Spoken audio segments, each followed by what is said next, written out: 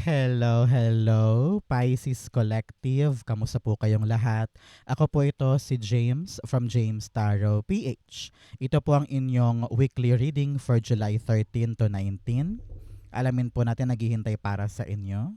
But first, mga Pisces, ihanda mo na ang isang tanong. Kung meron po kayong pangmalakasang one question, hawakan nyo po yan at sa dulo po atin po yung babasahin by using these cards. Okay, let's begin. Holy Spirit, Spirit guides, guide us for today. Inhale and exhale. Your cards for the week. Ooh, beautiful, beautiful. Nice, nice, nice. Siya nga pala mga mahal kong Pisces, maraming salamat sa lahat po ng mga hindi nag-i-skip ng ads, nagla-like, nag-share, nagko-comment, at patuloy pong sumusuporta sa atin every time po na meron tayong libreng reading para po sa inyo. So, keep on liking, keep on commenting ha. Malaking tulong po yan. Especially para po sa akin na may araw-araw na reading for you. Salamat, salamat, salamat po. Hello po sa ating new subscribers. Welcome po sa ating channel. I-share nyo po ito para po marami pang Pisces ang makapanood nito. Okay? At the bottom, meron kang the World card. Lovely, lovely, lovely. World card's all about completion. Pagbuo, pagkatapos at pagkompleto tungkol sa mga bagay na nahirapan kang kompletuhin itong mga nakaraang linggo o nakaraang buwan. Sabi dito, yes, masasara mo na, mabubuo mo na, kaya next level na tayo, parang ganyan. Kung meron kang nilalakad ng mga papeles or negotiation or meron kang kinokompleto ng mga bagay-bagay, nako, this week will be the biggest one for you. Dahil magagawa mo ng lagpasan matapos at talagang maka-finish line sa bagay na ito. Congratulations, okay? So, in your core energy, meron kang the Three of Cups. Talaga namang celebration ito. Isang malaking, malaking, malaking celebration this week. I don't know why. Narinig ko may announcement. Announcement tungkol sa isang bagay na kinompleto, tinrabaho at ginawa mo. Akala mo dulo na yun, akala mo hanggang dun lang, pero biglang may magandang balita na dapat mong i-celebrate, hindi lang ikaw, kundi ng family mo, ng mga kaibigan mo dahil dumating na. Ewan ko, pero narinig ko parang licensure ba? Or permit? Or parang approval for something na parang thank you Lord nagawa ko din. Thank you Lord nakuha ko na. Parang ganyan. So ngayon pa lang while we're talking, congrats, congrats, congrats. Kung naman tong magandang balitang ito, narinig ko yung word na inani mo eh. Naani ni Pisces yung magandang resulta dahil hindi ka lang basta-basta sinuwerte. Ikaw ay nag-ugat ito sa iyong pinaghirapan. So congratulations. Okay? The Three of Cups, the Chariot card. Yes, sabi ko nga, confirmed, approved, parang nabigyan ka ng approval for something kaya lalarga ka na at i-celebrate ninyo dahil yes, dumating din, makaka-forward na tayo. Nakita ko parang ticket. May bakasyon ka ba with friends or may biyahe ka ba? Parang ganun eh. Parang sobrang tuwa yung lahat dahil yes, magagawa na natin, matutulay na natin. So congratulations kung ano man tong paglarga na nakumpleto mo. Ito na yung panahon talaga na next level ka na and new experience ka na. Congratulations, okay? So, Pisces, tanungin kita ngayon, ano ba tong pinagpe-pray mo at minamanifest mo na gusto mong lumarga na, gusto mong umandar na? Because you will celebrate soon, no? Ano ba yan? I-comment mo yan sa baba. Pag-usapan natin, i-manifest natin para matupad sa'yo. Congratulations in advance, okay? In the area of what you need to focus on, meron ka pong the Strength card. Sabi dito, ito na yung panahon for you Pisces na magpakakalmado ka lang pagdating sa mga kinakaharap mo. Okay? Hindi pwedeng aligaga, hindi pwedeng puro stress, hindi pwedeng puro overthinking or catastrophizing. Kailangan relax ka lang. Tingnan mo siya. Ikaw to. At ito yung problema mo. Hawak-hawak mo sa bibig yung lion, di ba? Kita mo ba? Yan. At yung lion, hindi siya nagwawala. hindi ka niya sinasakmal. Ibig sabihin, maayos yung paghawak mo sa problema. Maayos yung paghawak mo sa issue. At kung dahan-dahan ka lang, relax ka lang, you will solve this. Okay? Sisiw lang to sa'yo. Kaya importante ngayon, kapag may dumarating na issue, problema, conflict, or mga dapat asikasuhin, relax lang. Upo, walang aligaga, and sabi mo, kaya ko yan. Walang problema dyan. I-resolve natin yan. No need to worry. Parang ganyan. Congratulations ha. Dahil kitang-kita ko dito yung maturity mo. Maturity sa paghawak sa problema, sa pag-aasikaso sa topic, at paggalaw patungkol sa mga dapat mong asikasuhin. Hindi lahat ng Pisces ganyan, pero ikaw, you are not letting your emotions run over you, 'di ba? So ngayon talagang sabi mo, dahan-dahan lang, kaya natin yan. Walang magpapanik. Everything is running smoothly para sa atin. Okay? Strength card, the star card. Dalawang star na to. Kitang-kita ko dito yung pagbuti ng buhay. Okay? Pagbuti ng buhay at pagsungkit doon sa pangarap mo. Some of you parang gagaling sa sakit, or kung nanggaling ka man sa mahihirap na parte ng buhay mo, mako-close mo na yan at meron ng pag-angat. Congratulations, okay? Very, very blessed ka ngayon. May spotlight ka. The universe is really focusing on you para ibigay yung para sa'yo. Okay? So, star card here, pinapayuhan ka, Pisces, na magpakatatag ka, magpakatibay ka, relax ka lang patungkol sa pangarap mo, ha? Kung ano man yung aabotin mo na lalarga na ngayon, aabante na ngayon, relax ka lang. Kayang-kaya mo to. Magtiis, magtiyaga, maging pasensyoso, maaabot mo rin yan. Kailangan yung pag-asa nandun pa din. And every single day, you will work on it. Hindi minamadali, hindi nirarush, at hindi ka maiinip. You know na kailangan mong tiyagain ito, daanan yung proseso hanggang sa makuha. Okay? Ganyan yan kasimple for you. Kaya isa-isip mo, isa-puso mo, para diretso yung hakbang mo para dito. Okay? Good for you. So, mga Pisces, question time muna tayo, kwentuhan time muna. Ano yung mga dream country mo na gusto mong puntahan ngayon? I-comment mo nga sa baba. Ako, I want Japan, I want New Zealand, o kaya Spain. Yan, ikaw, ano yung dream country mo? Baka taga dyan ka, no? Sponsor mo ko. Joke lang. Pero, very, very happy for you. Nasa lugar ka ng dream country ko, diba? So, ikaw, ano yung dream country mo? Comment po kayo. In the area of what you need, meron kang the 5 of Wands. Alam mo ikaw, sabi dito, wag kang papa-intimidate. Kapag may gusto ka, abutin mo. Kapag may pangarap ka, puntahan mo. Wag laging, ay wag na lang kasi para ang hirap pala. Ay wag na lang, baka kung anong sabihin nila. Ay wag na lang, baka mahirapan lang ako dun. Kahit kaya mo naman, ikaw mismo umaatras ka. Sa panahon to for you Pisces na, wag kang papasindak. Kung kaya nila, kaya mo. Kung magaling sila, magaling ka din. Wag kang papa-intimidate sa mga kakompetensya mo. Hindi porket marami na yung mga taong gumagawa niyan, aatras ka na. Kaya mo din. Kaya mo ring tumapat. Kaya mo ring makipagsabayan. Okay? Do not let yourself crumble because you have what it takes para lumaban dito. Okay? 5 of Wands, the Knight of Pentacles. Yes. Sabi dito, kung may plano ka naman kung iniisip mo na may bala ako, meron akong mabubuga, meron akong maibibigay, meron akong may papakita, bakit ba hindi? No? So sabi dito, if you know that you can win this, if you know na meron kang magagawa para masungkit ito, i-push mo. Okay?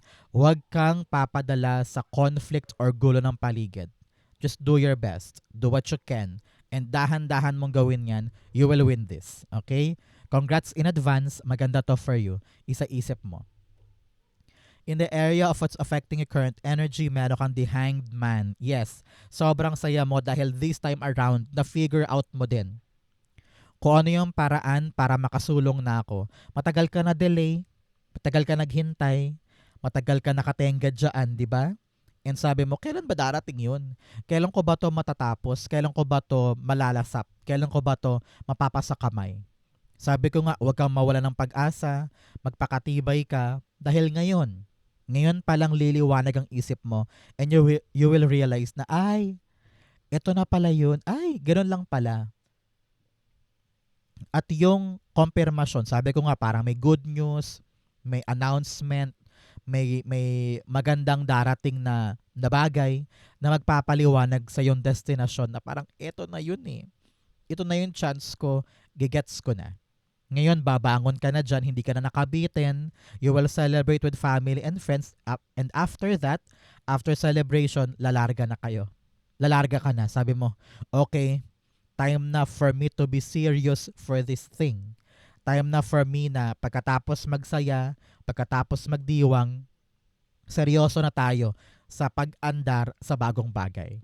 So congratulations, this is it for you. Okay? The Hanged Man, the Three of Cups. Yes, talagang celebration ito. Meron kang 3 here. Yan po ay angel number of your ancestors' protection. Nako, meron daw po kayong na mayapang kamag-anak sa kabilang buhay na hanggang ngayon ay ginagabayan ka, pinaproteksyonan ka, iniingatan ka. Lahat ng prayers mo talaga niyayakap niya at dinadala niya sa taas para tulungan ka. So, after watching this video, Pisces, magtirik ka ng kandila or magdasal ka para sa mga kamag-anak mo sa kabilang buhay na talagang ginagabayan ka. You are blessed, you are protected, you are guided. So, have a very, very appreciative heart this time. Okay? So, Three of Cups clarifying our Hanged Man. Nakita ko dito talaga na nung mga panahon na nakatenga ka, yung mga panahon na wala kang ginagawa or fini-figure out mo kung paano ba kumakalagpas dito, you have these people. And these people ang nagpalakas ng loob mo. These people helped you navigate yung estado na yan ng buhay mo. At dahil ngayon na-figure out mo na, dumating na yung konfirmasyon or kaliwanagan tungkol sa isang bagay, kasama mo pa rin sila. Sila pa rin yung sumusuporta sa'yo at nag-cheer sa'yo na magagawa mo to. So, wag mong isipin na ang hirap-hirap, nakatakot. May support system ka.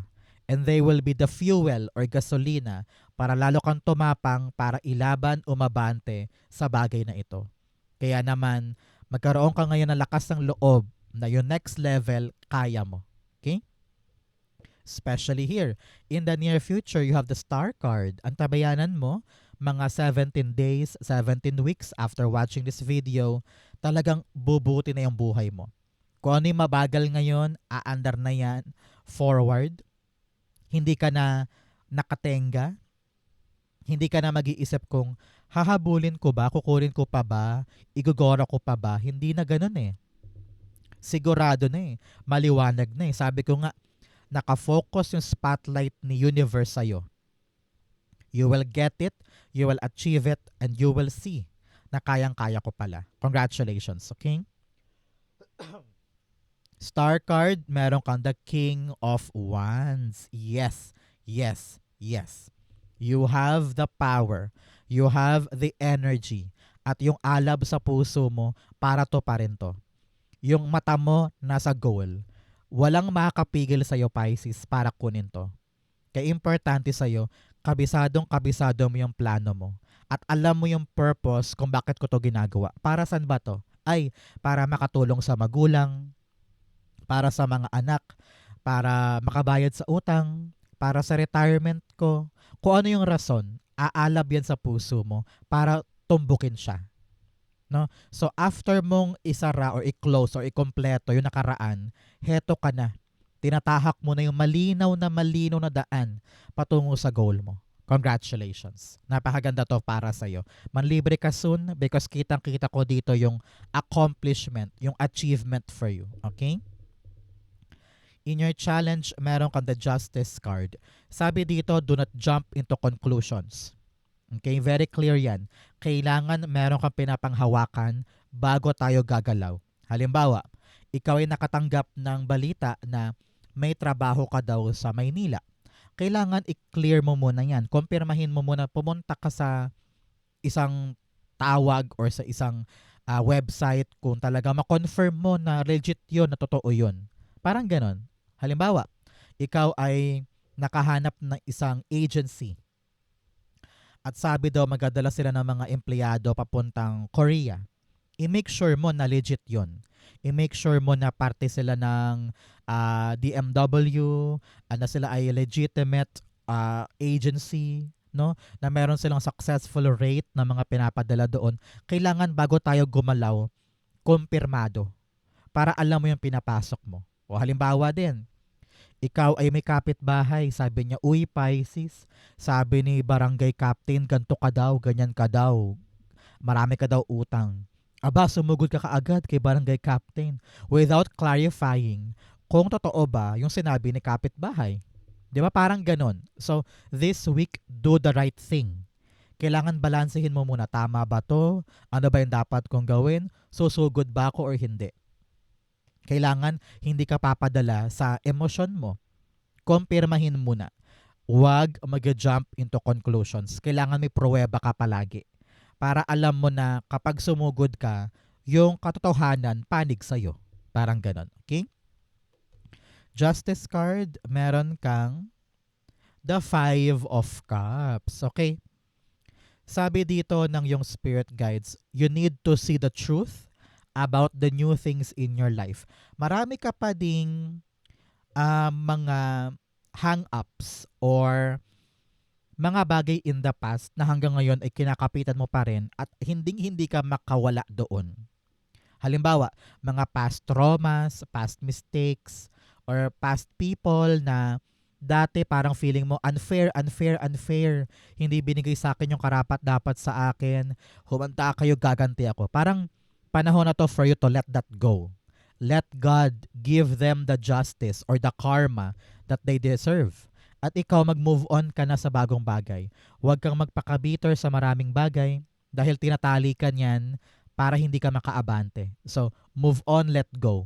Hayaan mo si God ang gumanti para sa'yo at yakapin mo na yung mga bago. Okay?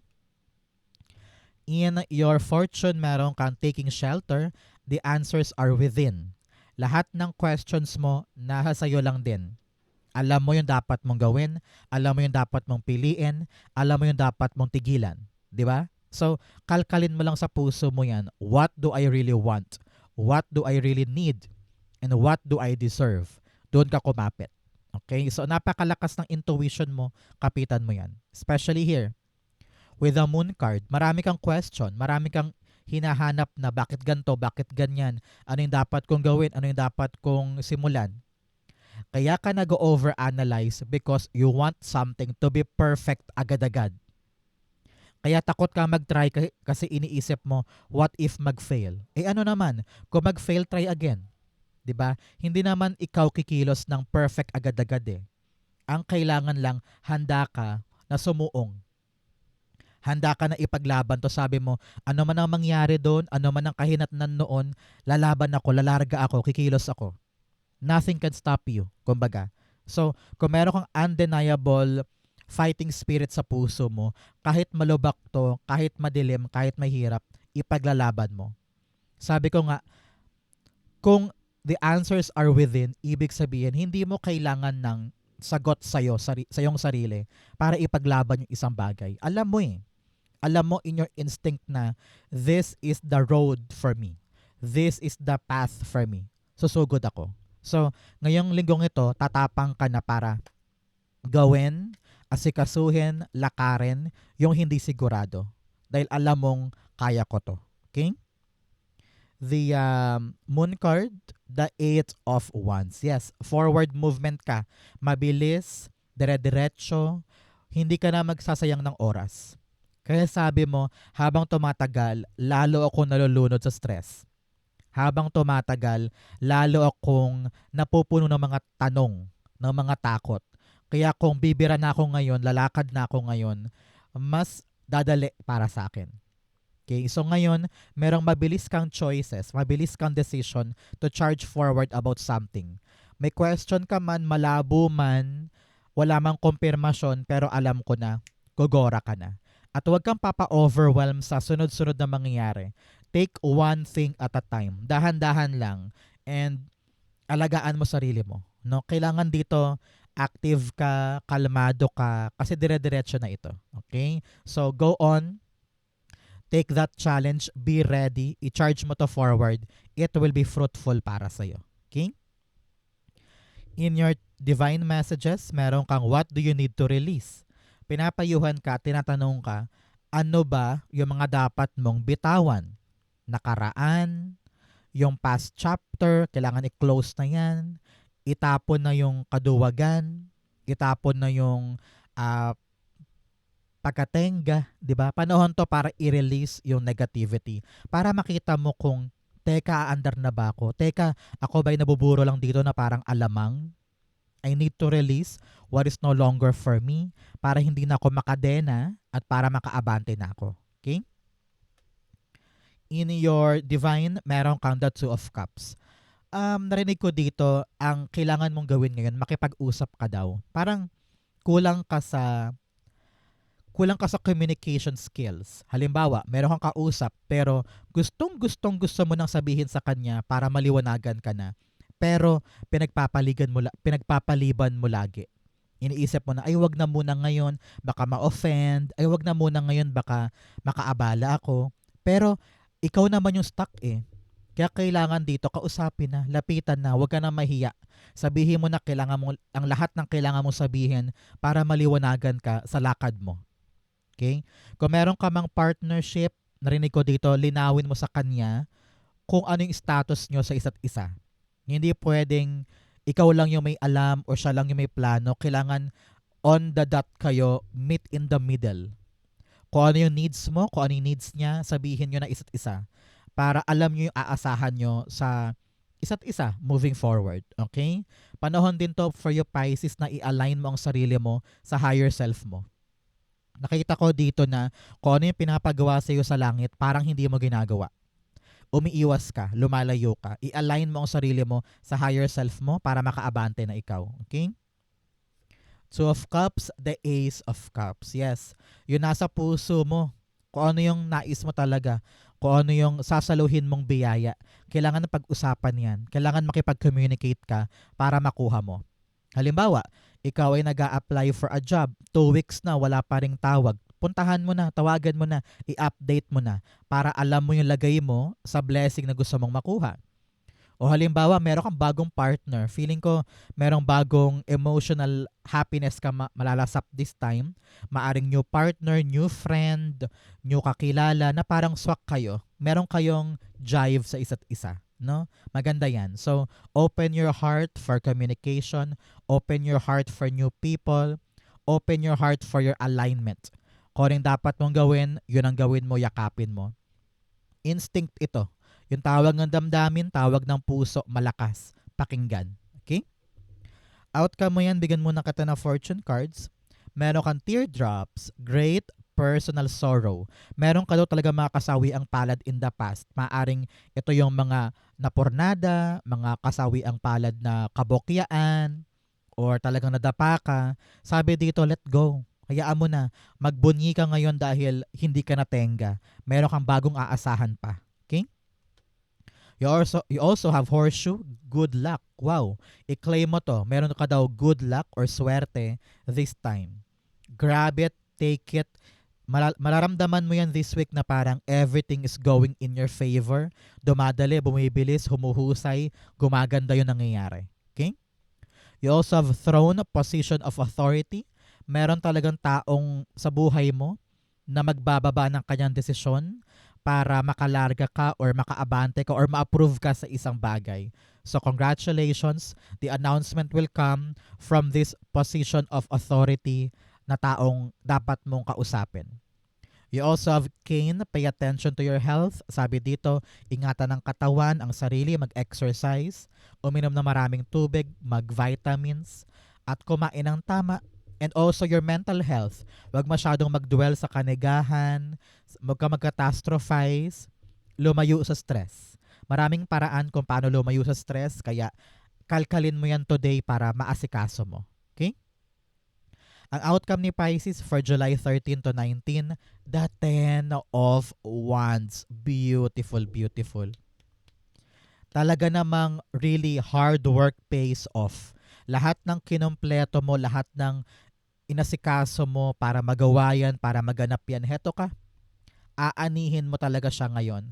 Really, the fruit of your labor is here. Congratulations. Malapit na malapit ka na sa destination mo, sa end goal mo, kaya laban-laban pa, buuin mo yan, tapusin mo yan, kompletuhin mo yan, magsasaya ka talaga soon. Okay? 10 of Wands, the Fool card. Yes. Dahil nakompleto mo na, na-achieve mo na, nagbunga na, papasok ka na sa next level. Papasok ka na sa bagong journey ng bagay na to. Halimbawa, pinagsumikapan mo yung mga dokumento, training, nag-aral ka pa ng Nihongo, ayun, natapos mo na, kompleto mo, pupunta ka na ng Japan. Magagamit mo na yung Nihongo mo, parang ganun. So, this is really a portal. Once you completed this, papasok ka na sa next door of your new journey. Congratulations. Okay? Parang ganon. Ma-excite ka na dahil lahat ng pinagsumikapan mo, lahat ng pinaghihirapan mo ngayon, meron ka mapapala dyan. Merong patutunguhan. Okay? Congrats, congrats. So mga Pisces, diretso na tayo sa yung isang tanong, isang sagot. Pumikit ka na ngayon. Isipin mo na yung one question mo. Inhale and exhale. The answer to your question, meron kang 8 of Pentacles, the 4 of Cups, and the Wheel of Fortune. Beautiful. At the bottom, the Hanged Man. Nakabitin ka ngayon, hindi mo alam kung anong gagawin mo. Hindi mo alam kung dapat na bang idiretso or itulay. Nagdadalawang isip ka at parang feeling mo stuck na stuck ka. Your spirit guides are telling you na asikasuhin mo yan. Buting tingin mo na. Galawin mo na yung baso. Kasi merong bagong bagay na darating para sa'yo. Alam ko dismayado ka na.